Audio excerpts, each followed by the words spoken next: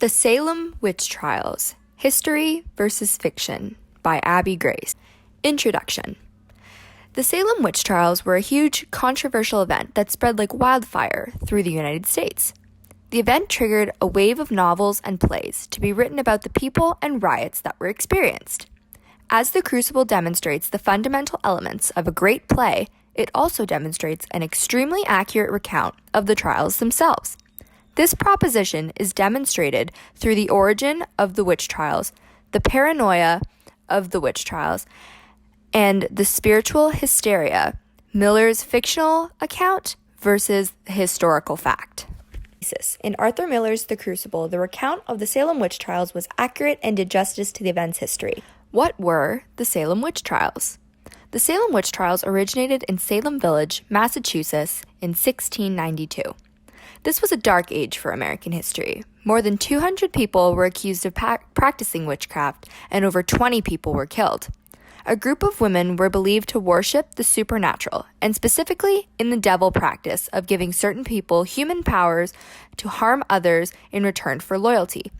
Betty Paris and Abigail Williams, the daughter of the minister of Salem, began to have fits one evening that no person could explain.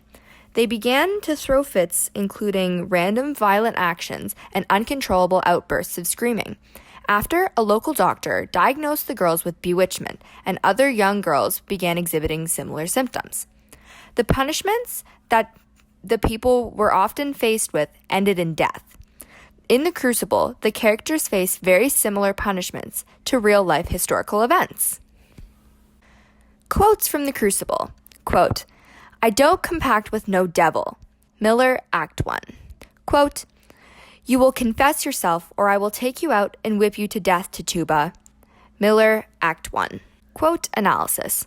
As Tituba was trying to justify her position that she was not associated with the devil, Paris was threatening her with a painful punishment of getting whipped with a belt. These are accurate punishments that would have been given during the real trials. Paranoia and witchcraft. The witch trials. Paranoia. Paranoia is a sensation that can be caused by many different things and can drive many unnatural behaviors.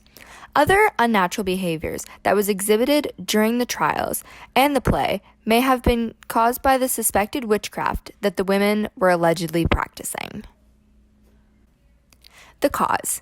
The cause of the madness, however, not fully understood, but it was thought to have originated from epilepsy, ergot poisoning, encephalitis, Lyme disease, unusual cold weather, factualism, socioeconomic issues, family rivalries, and fraud. The most prominent theory that accounts for the paranoia that may have been experienced is ergot poisoning. Ergot poisoning was caused by a fungus that formed on wheat and cereal products. The effects of the fungus caused similar symptoms to taking a hallucinogenic, such as LSD. The fungus was widely popular during the 1600s because the wheat that was being harvested to be eaten was not being protected from the rain. The rain caused the fungus to grow and potentially caused the paranoia and visions that the women experienced. Paranoia quote. Quote, "It were only sport in the beginning, sir, but then the whole world cried, 'Spirits, spirits.'" Act 3, page 100. Quote analysis. The possible paranoia caused the girls to see spirits. However, the townspeople did not suspect paranoia. They blamed the girls' actions on witchcraft. Witchcraft. Witchcraft is the use of magic that was extremely frowned upon during the 1600s because it went against the Puritan lifestyle of the community. The community was extremely quick to deem that the girls were experiencing witchcraft. The experiences that the girls went through after were dramatically different than if they were just experiencing paranoia. Witchcraft quote. Quote, "There is a misty plot, aloof, so subtle, we should be criminal to cling to old respects and ancient friendships. I have seen too many frightful proofs in court. The devil is alive in Salem, and we dare not quail to follow wherever the accusing finger points." Act 2, page 68. Quote analysis. This is an example of a character who is claiming to have seen frightful proofs, being the product of witchcraft. Spiritual hysteria, Miller's fictional account versus historical fact. Hysteria. Hysteria is one of the biggest themes in Arthur Miller's play The Crucible because the emotional state was a crucial component of the plot. As the girls of Salem Village became increasingly more susceptible to the witchcraft that was circulating, the hysteria in the village heightened. As the allegations became more and more serious, the girls became more eccentric in their way of expressing their emotions.